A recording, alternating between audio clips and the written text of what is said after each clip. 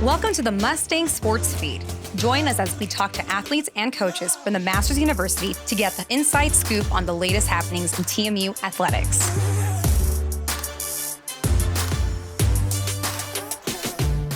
Hello, everyone, and welcome to the second season of the Mustang Sports Feed, the official podcast of TMU Athletics. My name is Tim Hajduk, the Assistant Athletic Director, Events and Communications here at TMU. Today, I'm blessed to be joined by Director of Aquatics and Head Coach of the Swimming and Diving Program of the Mustangs, Gabe Woodward. Gabe, thank you for joining us. Absolutely. Glad to be here. And many of you may not know, Gabe Woodward had a tremendous swimming career, three-time All-American at USC, was a bronze medalist at the 2004 Athens Olympics.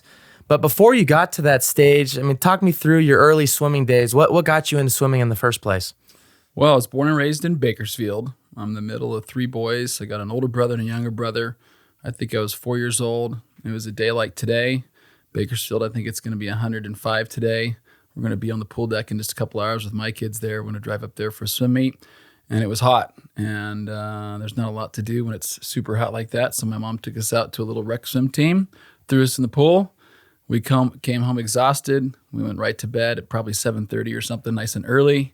And my parents said, this is a great sport. They go, they get wet, they get clean, and they come home tired. So we started that at a young age. My parents grew up in the Central Valley of California as well, small town called Taft. They had swam just a little bit, not too much really. Actually, my dad had, but yeah, so really that was where it started, was just having fun in the summer and just being competitive, I guess, is what drove me a little bit past that. So, what were your favorite events that you swam? Just racing was my favorite thing to do. So whether it was on land or in water or competing or whatever, played, all the different flag football, basketball, baseball. Went to a small school up there, Stockton Christian School, that my kids went to before we moved here, and all the stuff. But yeah, I think backstroke was early on, what I was best at. And so, yeah. And, like I said before, you ended up many accomplishments in the swimming world. And, when you started at a young age, were those goals that you had? Did you want to reach those levels, or was it kind of, you just kind of took it day by day and you saw where it went? My parents, I was born in 1979. My LA Olympics were in 84. My dad's 6'3", 260. He's a big guy. I got a cousin who's a heavyweight wrestler, like 6'3", 285. And he was quite competitive. My cousin was, I think, trying out or getting close to try out for the Olympics of the heavyweight division. So we went to boxing and wrestling, the two sports my dad figured that we'd be good at. He took us to that. I don't really remember it as a kid, but he thought we'd all end up pretty big. So I remember watching the 96 Olympics in Atlanta. That's when it really became, I had taken some pretty large steps between my 8th grade and freshman year. I had just started to swim year-round. A lot of kids swim year-round from young ages.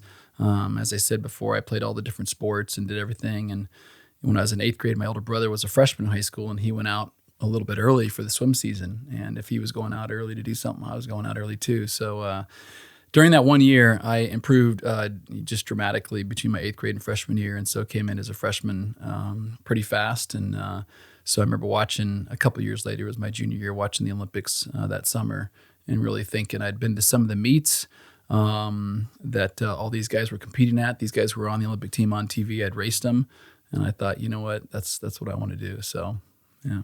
Talk about that experience at the 2004 Olympics. You not only compete, but you get the bronze medal. Describe the emotions of being in those races and then standing on the podium afterwards.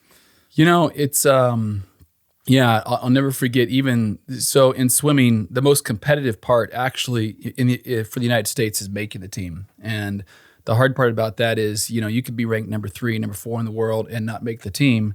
Back in the 70s, in the Olympics, the United States was allowed, or any country was allowed, 3 swimmers. But oftentimes the Americans would win gold, silver, and bronze. And so they knocked it down to 2 so that they can't be a full sweep. And the world is very competitive. A lot of kids come here to the United States to train. On my college team, we had like 15 Olympians, wow. About 5 from the United States, and the other 10 were from around the world.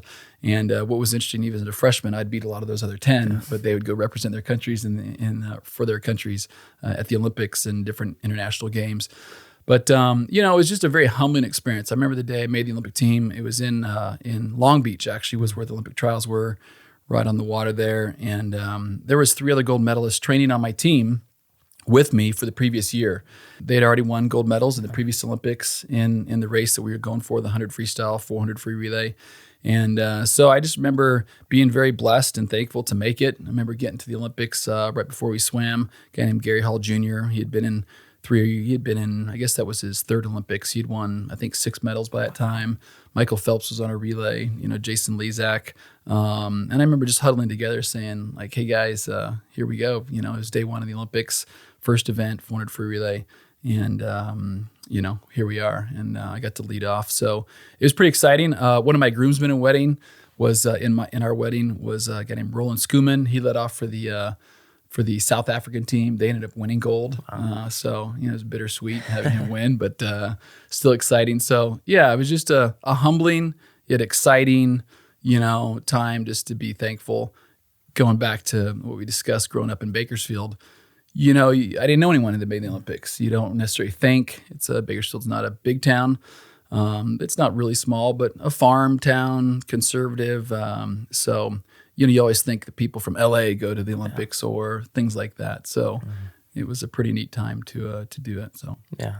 Well, you mentioned the humbling experience, and what I've appreciated, interacting with you around campus is that you never would have known that you were an Olympian, an Olympic medalist as well. Just the way you carry yourself, and happy to highlight you and your accomplishments because you don't do that yourself. So, but I mean, how often do you still get in the pool yourself? Obviously, you had a long swimming career. Is it something you burnt out by, or you still have that competitive itch a little bit? Still definitely have the competitive itch. Yeah. So my wife, if she was sitting here, she'd tell you that, if I won the lottery or something like that, I'd be in the pool probably training, to get after it. 2010 was the last time I competed. My best time from 2008, still either make or are right on the top, 8 in United States and top 20 in the world. So when I look to that, it's still like, all right, if I could do it for 18 months, get back in there and train. I tell the guys on our swim team, like, hey, next year I might be in here training. So we'll see. But yeah, I'd still definitely love it. I swim sprint freestyle, so you're not training hours and hours a day. When I was in college, we trained 4 hours a day, and my coach there, still a friend to this day, Mark Schubert, 5-6-time head Olympic coach. Worked with him since then in investments, which is, something else that I do. But he would just pound it out. He would train. It'd be like you're a marathon runner versus a sprinter. You got Usain Bolt. You go put him in the marathon training. He's going to get slower. He might be in great shape, but he's not going to get faster. So my time at USC, we'd just pound out yardage 4 hours a day, then an hour of weights. We'd do 2 hours swimming in the morning, 2 hours at night. And it was just absolutely exhausting. Today, I actually jumped to the pool a week ago with our senior club team up in Bakersfield. And I thought I was going to have a heart attack, after about 5 minutes. I'm like, man, this is going to take a while to get in shape. Yeah. But still love it. Still enjoy it. Great sport. You can do it your whole life. Not super hard on your body. You're not blowing out your ankle or your knee or you can hurt your shoulder a little bit, but over time, not really all at once. So, yeah. Well, what about your kids? Are they picking up swimming as a passion as well? They do enjoy it. I got, as I said, 4 kids, a daughter and then 3 sons. My oldest daughter, she definitely, her desires to come here and swim with dad, and which I'm excited about. And I've kind of held all my kids back, just had them do the summer program. And part of it was to not want to be a dad that pushes his kids, oh, dad was good at this. And it's kind of hard because I have a lot of friends who from the Olympics who have kids similar ages, and they did growing up swimming year round longer than I did. So I kind of just go off my own experience of not wanting to start them too young and get burned out. You see a lot of that in kids sports today. Not wanting to necessarily live vicariously through them either. My oldest and my youngest son, he loves swimming, and his goal since he was like 5 years old, I think in kindergarten, he said, I want to, go to the Olympics. And I said, well, it's awesome. You want to win a gold medal? Nope, I want to win a bronze medal just like you, Dad. I said, well, we'll discuss that later. That's a good goal. So anyways. Yeah. Well, and you mentioned your daughter wants to come swim for you here. Talk me through, what it's been like building a program from the ground up. You came here 3 years ago. You had the opportunity to start the program. How exciting was that for you? Again, another moment in time where I was very humbled, encouraged, when Dr. MacArthur had called to say, hey, we're interested in starting a swim program. We see an opportunity that a lot of kids are interested in swimming and coming here. And we know you, Gabe, and just from coming here in college, and We had known their family for, not closely, but for a long time we had known them and respected them greatly. So I work with my dad and my brother doing investments. That was my day job and still a little bit is. But we have a swim school in Bakersfield, a swim club. We're around it. We love it. And so that was what they knew as well. So it was exciting to come.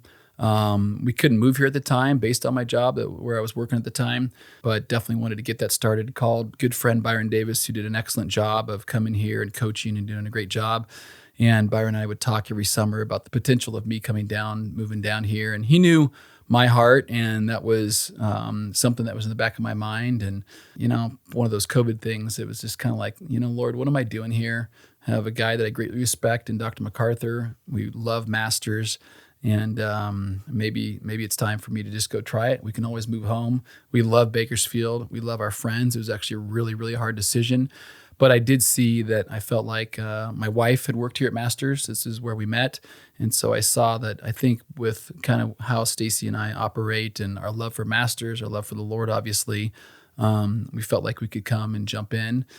And it has been an absolute thrill. It's been a great joy to be here, 6-7 months on campus and to see the Lord just provide the number of kids coming, just the kind of buy-in from even a few new walk-ons or kids who were swimming and had taken a break from it, but coming back.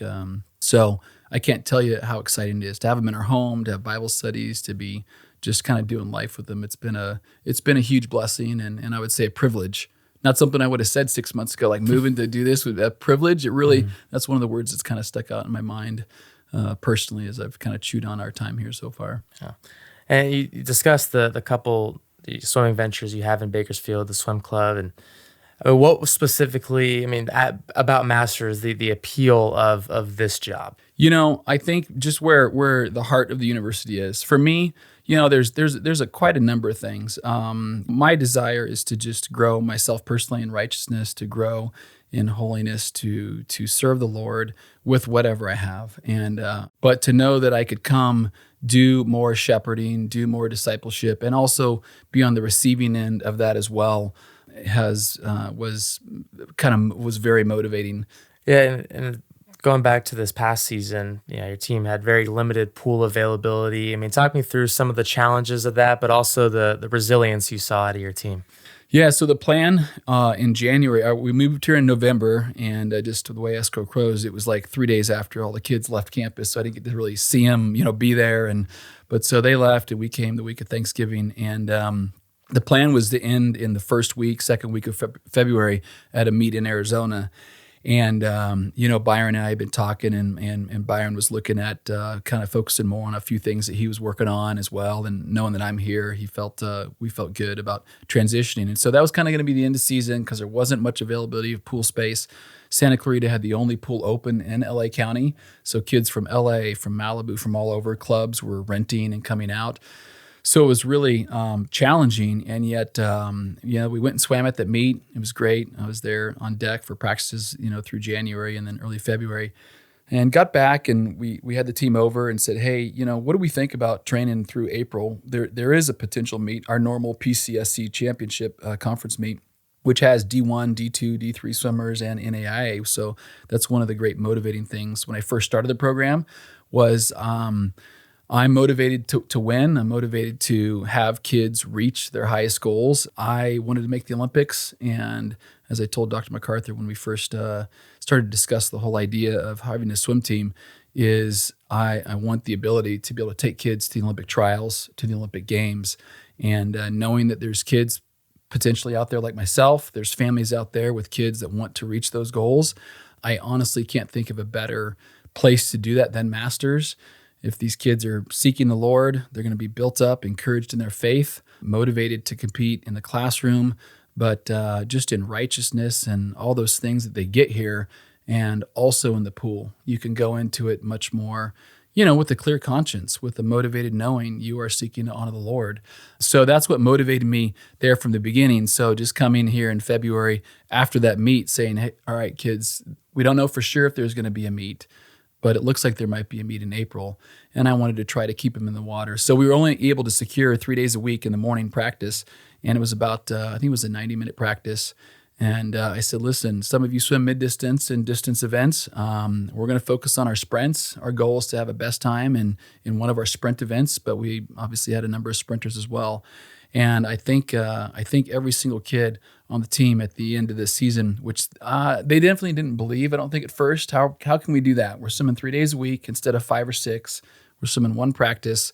But I think every single one of them had a best time, and some of them had all best times, which was pretty motivating to them. So just to see some hopefully solid training, some solid sprint training, to see what it looks like was exciting for me to see, because even day one they got up on the blocks, and I could tell they weren't, they believed a little bit, but we hadn't had any other racing opportunities.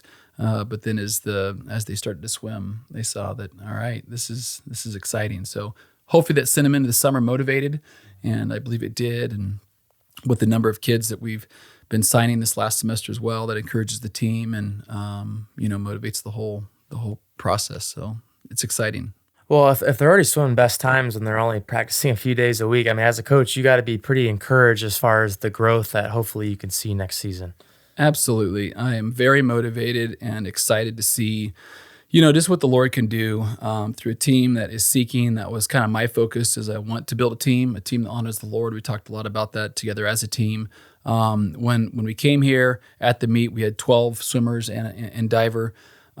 Since then, we've had a few kids walk on and then signed quite a number of athletes. And so it looks like we'll be coming in next year with about 30. At the conference meet, we sat there and I would have them. We were usually in the first heat, which is the slowest heat. And we had 6 guys and 6 girls. And so we would watch those. I say, hey, let's sit here and watch the other heats go off. Let's watch the finals. Guys, this is where we're going to be next. This is where we're going to be next year. We're going to be in the fast heat.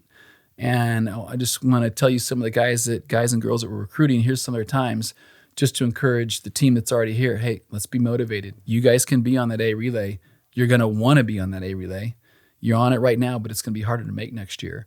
But we're going to be racing these other teams, the Biolas, the San Francisco, East Bay, Pepperdine, all the top different teams. So I definitely think on all sides, both the kids coming in are excited to make an impact, and yet also the kids that are already here are pretty motivated to see, man, we're going to be a lot stronger next year. So. Well, and you mentioned the class you have coming in. You obviously been here 3 years now. What's the vision that you have for the program, 4 or 5 years down the line? I guess this the number one motivating thing, and again for me, why I came here, is to have a team that honors the Lord. That is what we desire. The Lord wants us to do our best. So as I've told him from day one, look, you don't have to be the fastest kid on the team. There are so many ways to contribute to the team by being a good teammate, an encouragement, a blessing. But we do want to be fast as well. So we want to be excellent. So looking at how do we encourage one another towards that, push each other in the weight room, in the classroom, to make sure our grades, as I tell my team, as I tell my different employees at places that I work, I'm not here to have my thumb on people. I start with a pretty trusting attitude. You need a morning to sleep in or something like that, I understand, because you're staying up late. Now, if it's 2 or 3 or this or that, we need to figure out something's not happening correctly here. Priorities aren't right in some way.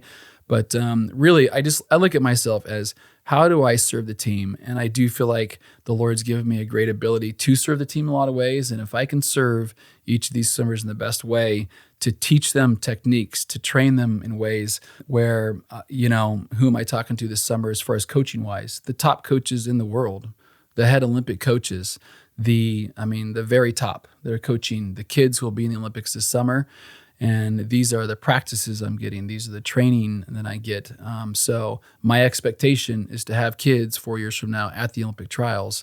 And I don't know if competing to make the Olympic trials is the fastest meet in the world. It's faster than the Olympic Games from top to bottom.